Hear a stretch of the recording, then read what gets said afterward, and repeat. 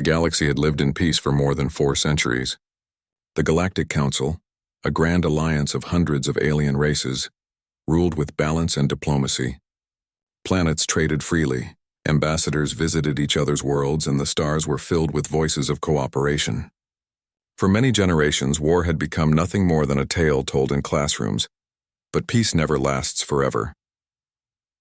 In the far outer systems, beyond the watchful eye of the Council, a powerful empire known as the Vorkon Dominion began to rise. The Vorkon were a race of towering reptilian warriors who believed strength was the only truth in the universe. Their leader, High Warlord Zoranak, had a single dream: to unite all life under the Dominion's flag. The first invasion came quietly. A single border world vanished from communications, then another. Within months, entire sectors were falling under Dominion control. Their fleets were massive, and their soldiers were fearless. When the Council finally reacted, it was too late. The Council Hall, a huge dome orbiting the neutral world of Neuraxis, filled with panic and confusion. Representatives from hundreds of worlds argued at once. Some demanded retaliation, others pleaded for peace. The air shimmered with holograms, showing burning planets and destroyed colonies. "The Dominion will not stop," shouted Ambassador Kiran of the Alari species, his crystalline body glowing with fear. "They will come for the core worlds next." The Council Chancellor, an ancient being with silver eyes, struck the podium. "Order! We must respond with reason, not panic." But reason had already fled the room. Everyone knew the truth. The Galactic Council had no army strong enough to face the Dominion. Their fleets were scattered. Their ships were built for defense, not war. Even their most powerful allies hesitated to act. And that was when the whispers began. At first, it was only rumors. Small mentions in private meetings, secret notes between ambassadors, nervous discussions over encrypted channels. One word appeared again and again: Earth, the humans. They were not members of the Council. They had been invited many times, but always refused. The humans claimed they were not ready for interstellar politics. They said they preferred peace and independence. Most Council members accepted that. After all, humanity was a young species, barely 200 years in space, but others remembered something else, and something darker. A century ago, pirates had attacked a Terran colony near the Orion Ridge. The attackers expected an easy victory. Instead, the humans fought back with a fury no one had ever seen before. Outnumbered 5-1, they destroyed the entire pirate armada. Not a single ship escaped. No one knew how the humans did it. Their technology was not advanced at that time, but their tactics were unpredictable, almost terrifying. The surviving witnesses said human pilots fought like they were part of the ship, like machines and minds had become one. After that, the Council never invited them again. Now, as the Vorkon Dominion grew stronger, some members of the Council dared to whisper the forbidden idea: call the humans. When Ambassador Rethan of the gentle Ilari suggested it during a private meeting, the room fell silent. The others stared at him in disbelief. "Are you mad?" hissed Senator Vurak of the Sharon species. "If we bring the humans into this war, they will destroy everything, including us." Rethan shook his head slowly. "They are powerful. They could help us. They could end us." Vurak snapped. It was no secret that the Galactic Council feared humanity. To most alien civilizations, humans were strange, even frightening. Their history was filled with wars, revolutions, and rapid progress. They rose from primitive tribes to spacefarers in only a few thousand years, something no other race had ever done. But more than their speed, it was their spirit that frightened the galaxy. Humans never surrendered. Even when they were defeated, they fought harder. They were unpredictable, emotional, and creative. They were survivors. The Council preferred predictability. The humans were anything but predictable. As the Council debated endlessly, the Dominion kept advancing. One by one, outer colonies fell. Refugees poured into the central systems. Reports of atrocities spread across the network. The Council tried to hide the truth, but everyone knew the war was coming closer. Finally, after weeks of failure, the Chancellor called an emergency session. The room was silent as the great silver doors opened. The Chancellor's voice was calm but tired. "We face extinction," he said simply. "The Dominion has declared war on all Council worlds. We must decide now whether to fight or surrender." Murmurs filled the chamber. Surrender was unthinkable, but so was war. Then, from the back of the hall, a voice rose. It belonged to Ambassador Tirash Vel, a tall insectoid diplomat from the planet Rothal. His species was known for wisdom and caution. Perhaps there is another way, Tirash said. All eyes turned toward him. I have studied humanity for years, he continued. They are dangerous, yes, but they are also clever, brave, and loyal to their friends. If we can convince them to join us, they could turn the tide. The Chancellor frowned. And if they refuse? Then nothing changes, Tirash said quietly. We are already losing. A deep silence followed. The council members looked at one another. No one spoke for several minutes. Finally, the Chancellor sighed. So be it. You will go to Earth, Ambassador Vel. You will speak with their leaders and request assistance. That night, as Tirash prepared for his journey, he watched the stars from his ship's viewport. He had heard many stories about Earth. Some said it was a world of green forests and blue oceans. Others claimed its people were fierce and proud. Some even said humanity had built weapons so powerful they could erase planets, but no one had ever seen proof. Tirash did not know what to believe, but he did know one thing. The fate of the galaxy might soon depend on a single world that no one truly understood. His ship, a sleek silver vessel called the Varanese, left the council station quietly. As it slipped into hyperspace, Tirash couldn't shake a feeling of dread. He remembered something an old historian once told him. If humanity ever returns to war, pray you are not standing in their way. Days later, the council received the first reports of Tirash's mission. His ship was on course to the Sol system, the human home. Everyone waited anxiously for news. Some hoped for salvation, others feared destruction. Meanwhile, in the dark corners of the galaxy, the Vorkon Dominion continued to expand. Their warlord Zornak stood before his fleet on the bridge of his flagship. He looked at a holographic map showing the growing red lines of his conquest. A nearby officer approached. My lord, scouts have detected a world called Earth near the Sol sector. It is not part of the council. Zornak's golden eyes narrowed. Earth, humans. You know of them, my lord? The warlord smiled. Yes. Stories say they fight like demons and destroy without mercy. Perhaps I will test that story myself. He turned to the stars and laughed quietly. Soon, all will kneel before the Dominion. Back at the council hall, the atmosphere was heavy with fear. Some members already regretted sending Tirash. What if the humans see us as weak? One senator whispered. What if they decide to conquer us instead? But others clung to hope. They might save us, said Rethan. They might be our last chance. As the council chambers dimmed for the night, the galaxy waited. Somewhere beyond the shining worlds and endless void, an old blue planet spun silently around its yellow sun. And on that small, quiet world, humanity watched the stars and waited for the day when the galaxy would call upon them again. The storm had begun. The galaxy didn't know it yet, but it had just awakened the one species that could end any war, in peace or in fire. Ambassador Tirash Vel had traveled across half the galaxy before reaching the Sol system. Yet as his ship slowed near the blue and white planet called Earth, he felt something he hadn't felt in centuries. Nervousness. The planet looked peaceful from orbit, covered with oceans, clouds, and continents glowing with city lights. It did not look like the home of a dangerous species. But Tirash knew better than to trust appearances. He had read every report available. The humans had fought more wars on their own world than any other species in known history. They had destroyed weapons capable of burning continents not because they had to, but because they decided to stop using them. That decision alone made them unpredictable. A species that could build destruction yet choose restraint. His ship received a calm transmission. Ambassador Tirash Vel of the Galactic Council. This is Terran Control. Welcome to Earth orbit. Please follow the approach vector for landing clearance. The voice was polite, clear, and steady. It belonged to a human, but there was no hint of fear. Tirash followed the instructions, guiding his ship toward a shining structure on the surface. A white and silver complex surrounded by green gardens and blue water. The humans called it the United Terran Assembly. When he landed, a small delegation greeted him. They were not soldiers, but civilians, men and women in dark suits, calm and composed. Their leader, Chairwoman Elena Ward, stepped forward. She was tall for a human, with gray hair tied neatly and eyes sharp as glass. Ambassador Tirash Vel, she said with a warm smile. Welcome to Earth. I hope your journey was pleasant. Tirash bowed slightly. It was peaceful, Chairwoman. I thank you for receiving me. Of course, she replied. Let's discuss why you've come. Her tone was friendly, but something in her voice made Tirash's antennae twitch. It wasn't hostility, it was confidence. Humans carried themselves differently.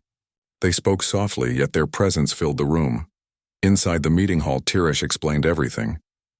He showed holograms of burning worlds, fleets destroyed by the Vorkon Dominion and refugees fleeing across space.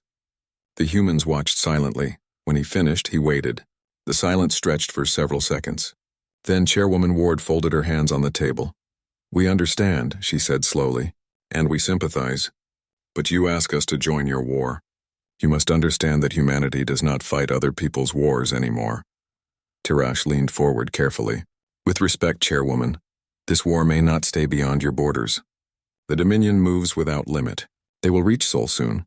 Ward's expression did not change. If they reach us, she said, then we will deal with them.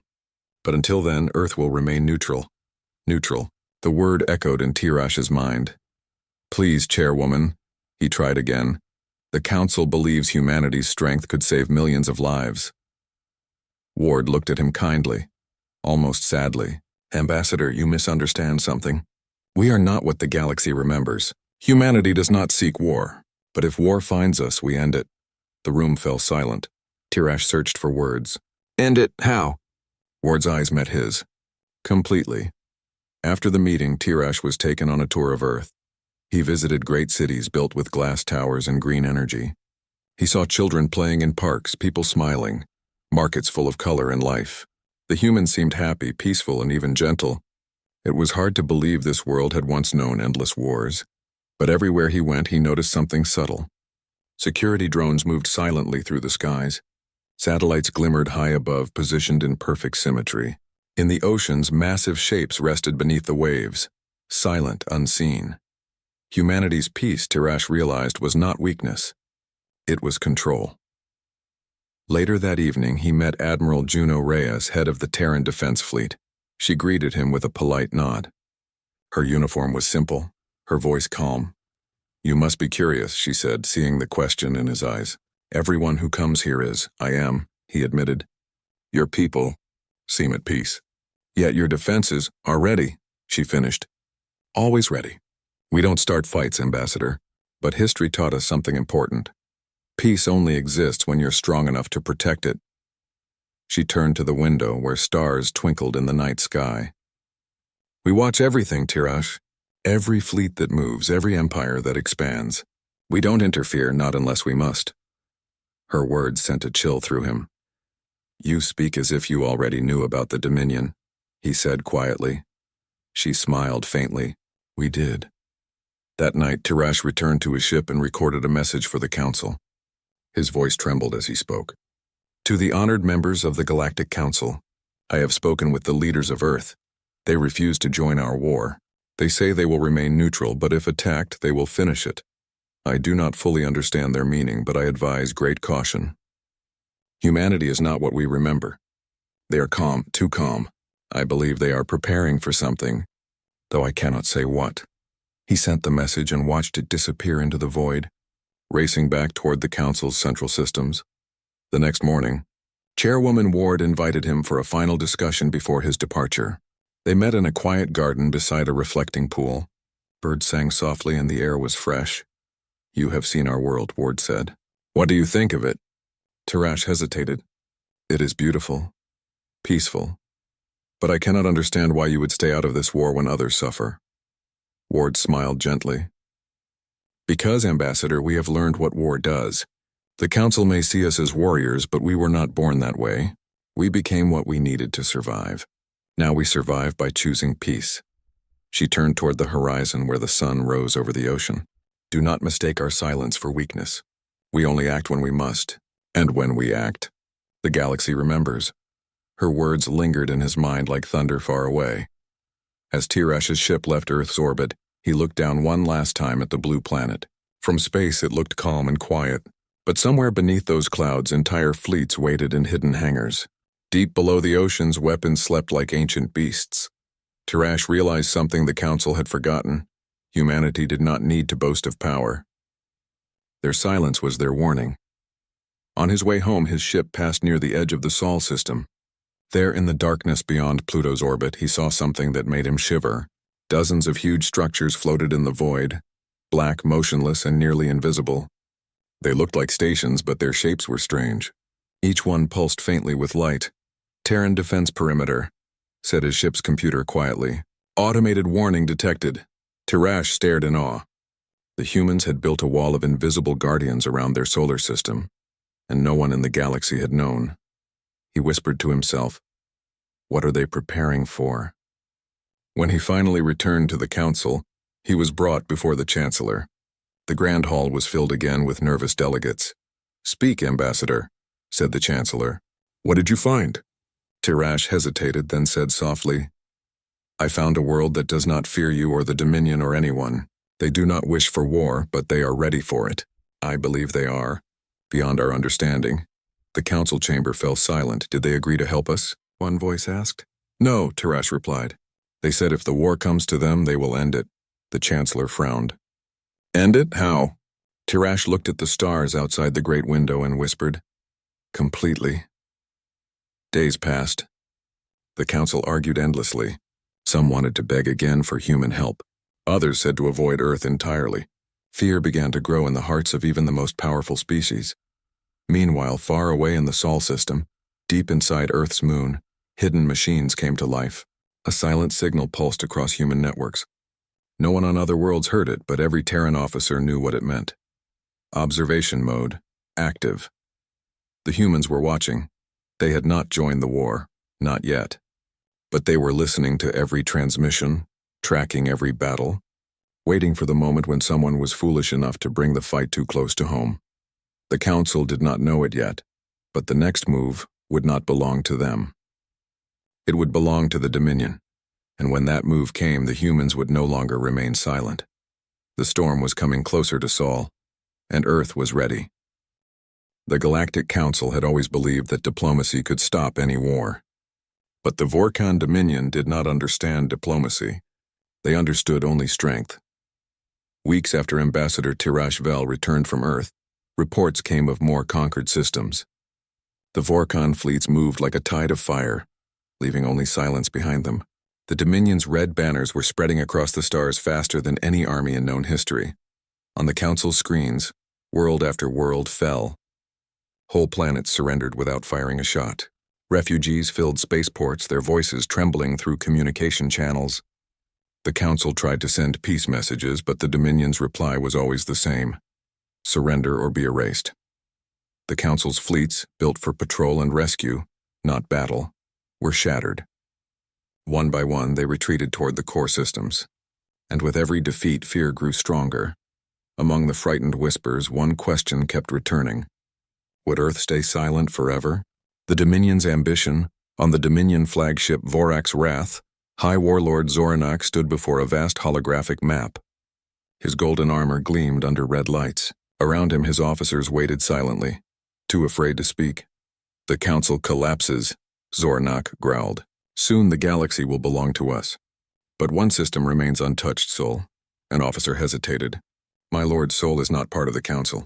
It belongs to the humans." Zoranak's long tail flicked in irritation. "I know, and that is why we must destroy them." The officer looked uneasy.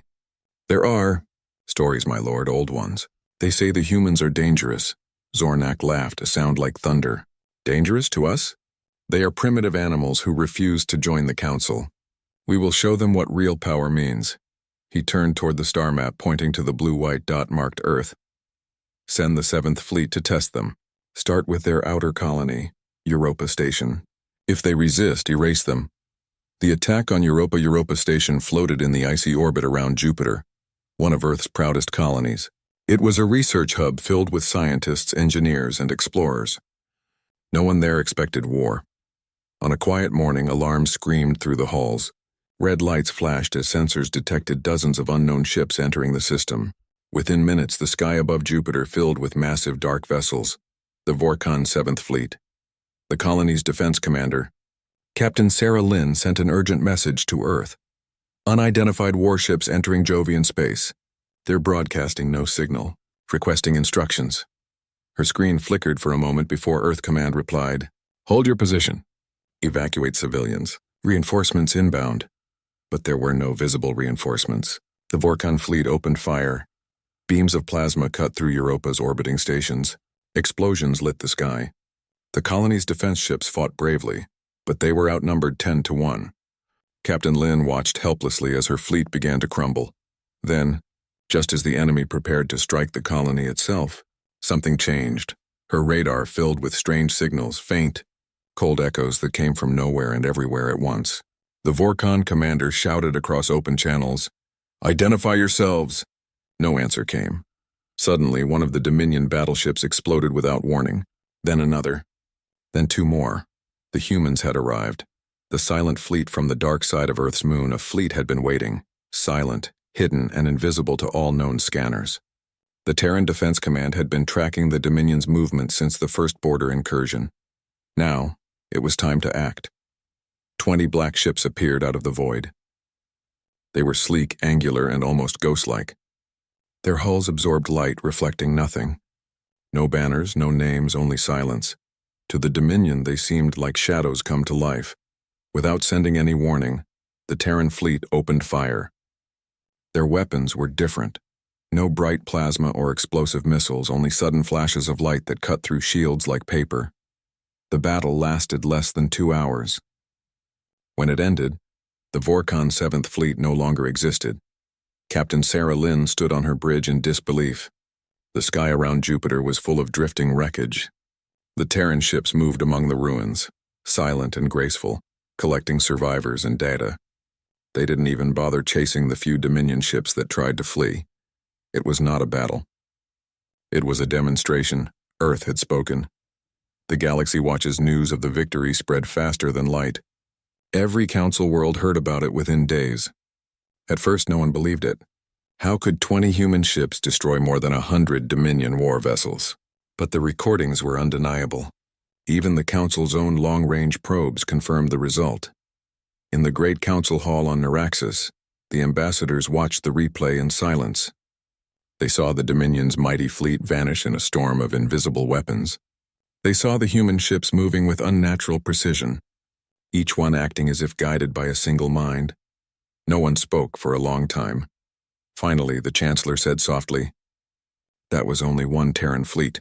The hall filled with murmurs of fear. Ambassador Rethan of the Alari whispered, "What happens if they send two?" No one had an answer. A message from Earth. 3 days later, the Council received a short transmission. It came from the United Terran Assembly, and it was addressed to both the Council and the Dominion. "This is Chairwoman Elena Ward of Earth. The attack on Europa Station was unprovoked. We have defended our people and destroyed the invading fleet. Let this be clear, humanity does not seek war. But if war is brought to our doorstep, we will finish it. We advise all governments to keep their conflicts away from Sol space. There will be no second warning." The message ended. No threats, no boasting, no demands. Just calm words spoken with quiet certainty. The entire galaxy heard it, and trembled. The Dominion's reaction high warlord Zornak crushed the armrest of his throne when he heard the report. His ship trembled as his voice roared through the command deck. "How could 20 ships destroy my fleet?" None of his officers dared to speak. Zornak turned toward his intelligence commander. "What do we know about these humans?" The officer swallowed nervously.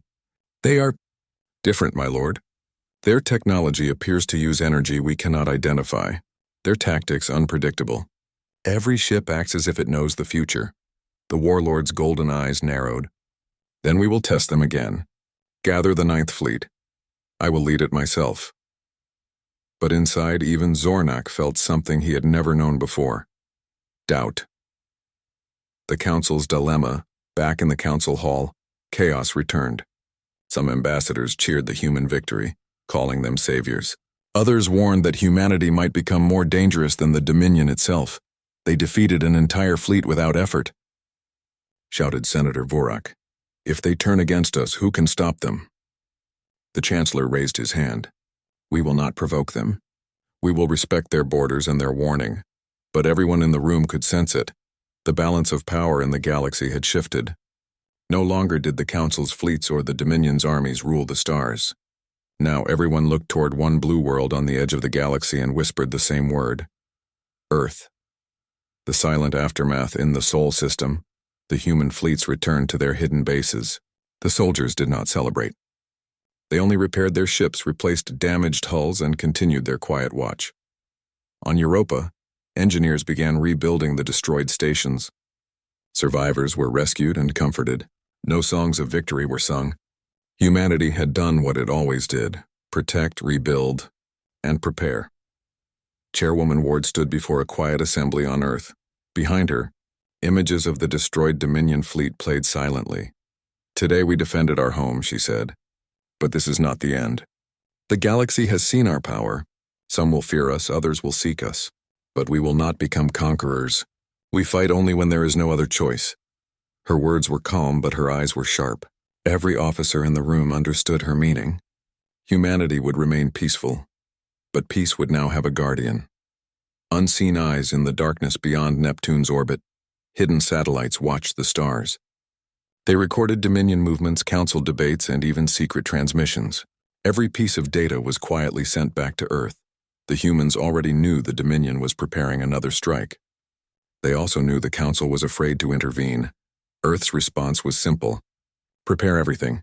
Deep in the lunar bases, hangars opened to reveal more fleets. In the oceans, hidden submarines linked to orbiting stations. On Mars, workers constructed new defense networks. No one outside the Sol system knew what was happening. But those who had seen the battle at Europa understood one thing: the humans were awake now. The Dominion had made a mistake. They had touched the one world the galaxy should have left alone, and soon everyone would learn what that meant.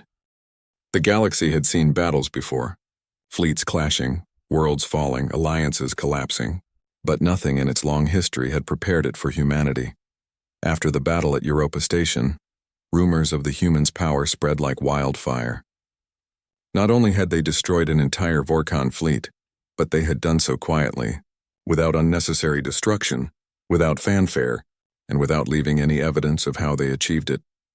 The Galactic Council, already shaken, began to realize something terrifying.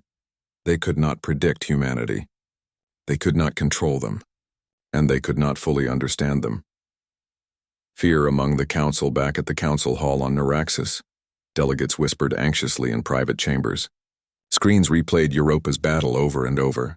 The humans had acted with astonishing efficiency, moving as if they were a single entity. Each ship struck with precision, appearing and disappearing like shadows in the void. "Do you see what they are capable of?" asked Ambassador Rethan of the Alari.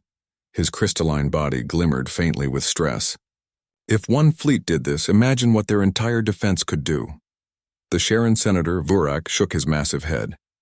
"They are not just powerful. They are different. Their tactics, unlike anything we have faced. They think differently, they act differently, and they are patient. That is the most dangerous part." The Chancellor, an ancient being with silver eyes, nodded gravely. "We begged them to remain neutral, and they agreed. But their silence. It is not surrender. It is a warning." Council members across the chamber murmured in agreement. Some suggested sending envoys again, others pleaded for hiding. But fear had taken hold. Every ambassador understood the truth. The humans were no longer a young, isolated species. They were now a force that the galaxy could neither ignore nor oppose lightly. The Dominion's desperation, far beyond, in the red-lit halls of the Vorax Wrath, High Warlord Zornak seethed. The failure at Europa was not just a tactical defeat, it was an affront to his pride. "Send scouts," he ordered. "Track every human movement.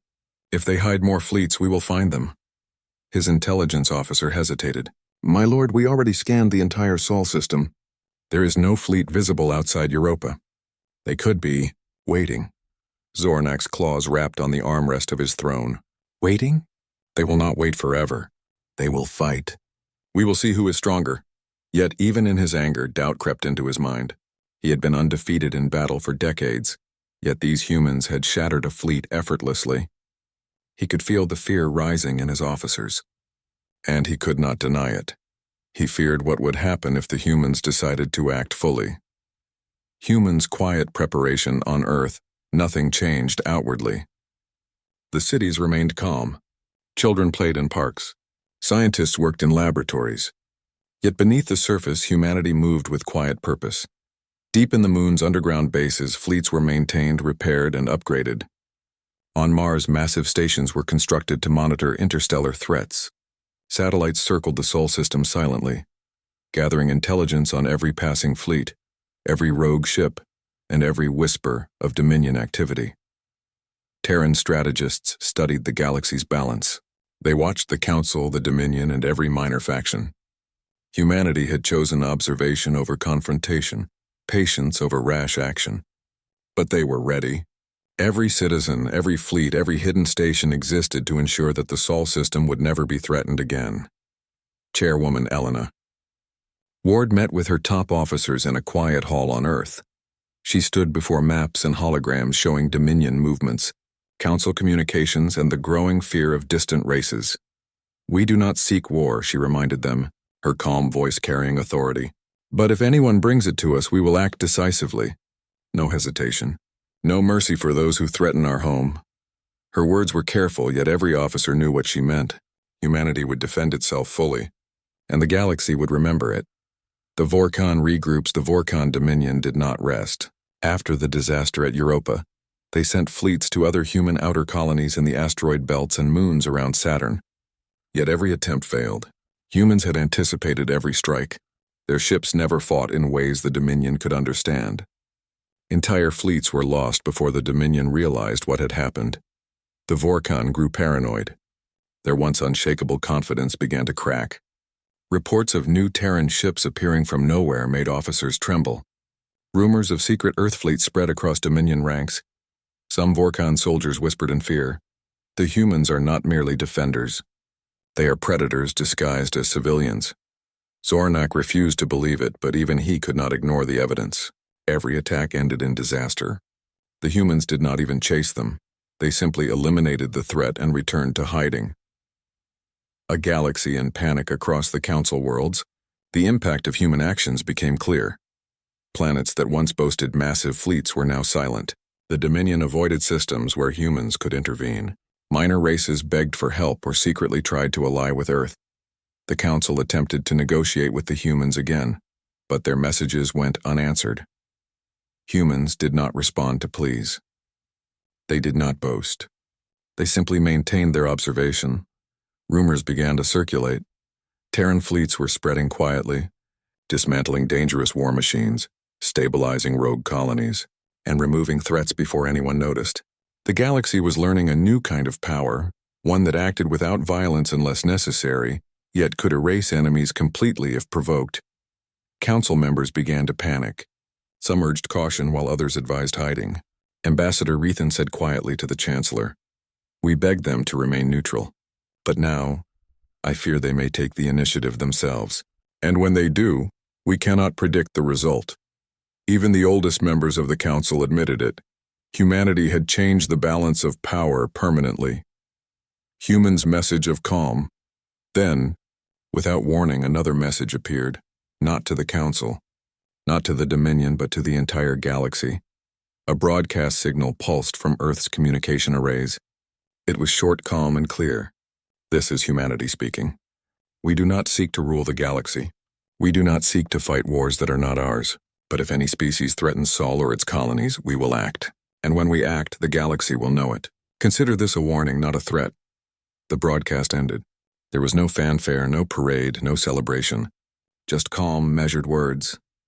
And yet, every government, every fleet, every soldier who heard it felt a chill. Humanity had spoken, and the galaxy understood that their silence was not weakness. Council members dread in the Naraxis Council Hall. Ambassadors watched the broadcast with wide eyes. Even those who had long admired humanity felt a shiver of fear. "How can one species control so much with only words?" whispered Senator Vurak. Ambassador Rethan nodded slowly. "Because they do not rely on words alone. Their actions already speak louder than any speech." The Chancellor's silver eyes scanned the room. "We wanted the humans to remain neutral. We got what we asked for. But we did not ask for this awareness of our own helplessness," no one argued. Everyone understood the truth. Humanity was no longer just another species. They were a force of nature. The Dominion watches in terror. Even the Vorkon, who had once laughed at humans, now hesitated. Fleets moved cautiously. Colonies were left untouched for fear of Terran intervention. Every scout was monitored. Every ship, no matter how fast, was afraid of being erased.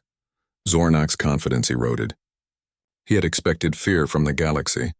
He had not expected it from himself. He gathered his commanders. The humans are different. We cannot fight them like other races. We will regroup, we will study them, and we will wait.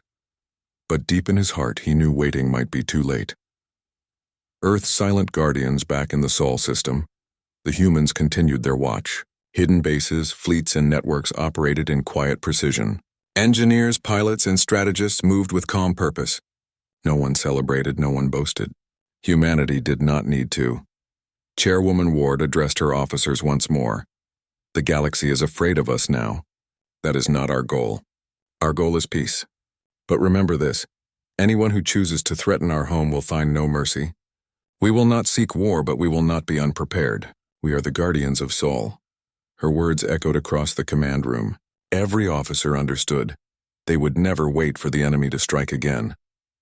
Humanity would always be ready. A galaxy changed forever. The Dominion hesitated. The Council feared.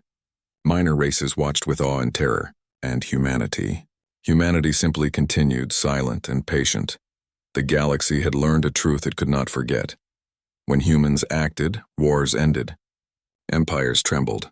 Fleets vanished. Not through conquest, not through pride, but through silent, absolute strength. The universe had changed, and the shadow of humanity now stretched across the stars. The next move would belong to the Dominion. But the humans were ready, and the galaxy could only wait. Months had passed since the battle at Europa Station. The galaxy had watched silently as humanity demonstrated a new kind of power, one that did not rely on brute force alone, yet could topple empires if necessary.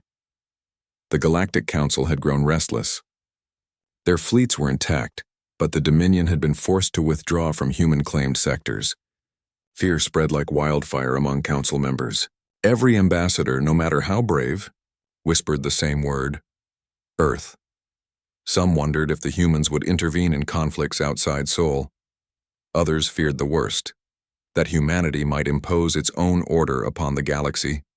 Regardless of the Council's wishes, no one dared challenge them. The Council in crisis in the towering halls of Naraxis. The Council convened an emergency session. Delegates from dozens of worlds filled the chamber, faces tense and bodies trembling. The Chancellor, with his silver eyes gleaming, called the meeting to order. "We face a new reality," he said. "Humanity is no longer an isolated planet. They have shown their power and their resolve. The Dominion fears them, and now some among us fear them." Murmurs rippled through the room. Ambassador Rethan of the Alari spoke next. "We begged the humans to remain neutral. They agreed. But we must acknowledge the truth. They are no longer predictable. They act with intelligence, precision, and strength far beyond any race in this council." Senator Vurak of the Sharon banged his fists on the podium. "We have lived with our fleets and weapons for centuries, and yet one human fleet destroyed the 7th Vorkon fleet. One. How are we supposed to compete?" The Chancellor raised his hand. Silence fell. "We must do one thing," he said gravely. "We must send a message. Not to beg, not to threaten, but to plead. If humanity is our guardian, we must ensure we do not provoke them further. If we fail, the consequences may be unimaginable." And so the Council prepared a message, the most desperate in its long history. The plea to Earth from Naraxis. The Council transmitted a single broadcast to Earth. Every planet capable of receiving it was tuned in. The message was calm, formal, and measured. Yet beneath the words, fear was unmistakable. "To the leaders of Earth, the Galactic Council recognizes your sovereignty and the neutrality you have maintained. Your defense of Europa Station and subsequent actions have shown extraordinary strength. We ask only this: remain outside our conflicts. Let us handle our wars, disputes, and politics. The galaxy is not prepared for your kind of power. We respect your autonomy and will not provoke you. But we fear the consequences should your patience end. Please keep Sol and its people untouched by our disputes." Signed, the Galactic Council of Naraxis. The message ended. Silence followed. For the first time, the Council waited, not for news from a fleet, Not for battle reports, but for a reply from Earth. No reply came. Humanity's calm response on Earth. Chairwoman Elena Ward stood before a council of her own officers. A massive display showed the incoming message. The words of the Galactic Council were read, then reread. No one spoke at first. The room was quiet, tense. The humans were calm, yet every officer understood the weight of the words. Ward finally spoke. They are asking us to stay out. That is their choice, and it is wise. But let them know this. If the galaxy brings conflict to our doorstep, we will respond fully and decisively. Her words were firm, but she did not shout. There was no anger in her voice, only certainty. Humanity had learned that wars were often unnecessary, but peace required vigilance. Admiral Juno Reyes nodded. They know now. We do not intervene unless necessary, but any threat will meet the same result as Europa Station. No negotiation, no hesitation, no escape for aggressors. Ward's gaze swept across the room. Prepare a silent signal. Let the Council know our position. That is all. And so humanity did. The signal was brief, precise, and formal. To the Galactic Council, we have received your message. Sol will remain untouched by your disputes, as long as no conflict reaches our system. Humanity does not seek war, but we will not allow it to threaten us. We will remain calm, patient, and watchful. The transmission was sent across the galaxy. No one in the Council heard a tone of anger. No one detected a hint of threat. Yet every being who read it understood the meaning.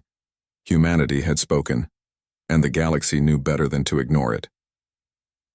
The Dominion's fear deepens. Meanwhile, the Vorkon Dominion continued to tremble. After Europa Station, every attack on human colonies had failed. Their fleets were scattered. Their soldiers were demoralized. And now, even the Council was pleading with the humans. Zornak stared at the holographic map of Sol, his claws clenched. His golden eyes, usually sharp and unyielding, flickered with fear. They will not fight unless provoked, said his intelligence officer.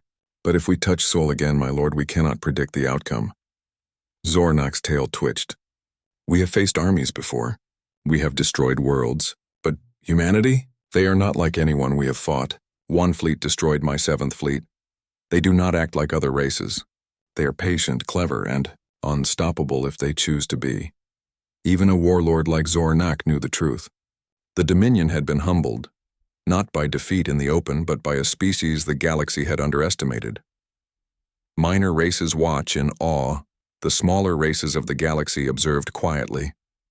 Many had sent envoys to the Terran Assembly or tried to request aid in secret, but they quickly learned Earth did not rush to action. It did not grant favors. It did not fight for glory. Yet humanity's calm presence was enough. Colonies in disputed sectors stopped reporting attacks from rogue pirates. Trade routes reopened as warlords and smugglers hesitated near Terran-monitored regions. Even the Council's most ambitious members whispered about how humans could stabilize entire sectors without firing a shot. In less than a year, the galaxy had learned a lesson that no fleet or weapon could teach. Humanity did not need war to command respect. The Council's realization back in Naraxis. The Council reconvened after the human message. Every delegate was somber. We asked them to stay out, whispered Senator Vurak, but now we understand. We cannot control them, nor do we dare. They are not just strong, they are beyond us. Ambassador Rethan nodded. They act only when necessary. Yet when they act, they are absolute. Every system they protect becomes untouchable. Every fleet they face disappears. We have never seen power like this. The Chancellor sighed. We must remember humanity is not our enemy, but we must also respect their limits. The galaxy cannot afford to push them. One wrong move and we risk an authority we cannot challenge. For the first time in centuries, the Council understood that humans were the guardians of the galaxy by choice, not by law. Humanity's final message, Chairwoman Ward addressed the human population quietly but firmly. Her words were not broadcast to the galaxy. They were meant for the people who would one day defend Sol if needed. We have been watched, tested, and feared. Let this be our reminder. Peace is our goal, but strength is our shield. The galaxy has asked us to stay out. That is wise. But should anyone bring conflict here, they will see our full power, and they will know that humanity does not negotiate with threats. We act and wars end. Every officer, every soldier, every strategist in the room understood the weight of her words. Humanity had drawn a line. Beyond it, no one dared to cross. A new balance by the end of the year. A new balance existed in the galaxy. The Vorkon Dominion retreated from all human-monitored sectors, wary of the silent fleets hidden in the shadows. The Galactic Council continued its work, but with caution, carefully avoiding Sol and its colonies. Minor races respected Earth's autonomy, quietly adjusting their own behavior. Humanity did not celebrate. They did not boast. They simply maintained their watch, prepared for any threat that might appear. The galaxy had learned a new kind of order, one not enforced through fear or conquest, but through quiet, absolute preparedness and skill beyond measure. The last word, and so, the message of humanity remained clear across the stars. We seek no war. We desire no empire, but if anyone dares to threaten Sol or its people, we will act. And when we act, the galaxy will know peace is enforced by those who are prepared to protect it. The Galactic Council had begged, the Dominion had feared, and humanity had remained calm, patient, and unshakable. The galaxy would never forget the lesson. When humanity rises, wars end. When humanity acts, empires tremble. And when humanity chooses, the universe listens. For the first time, the stars felt the shadow of Earth. And that shadow was not one of fear, but of unyielding vigilance.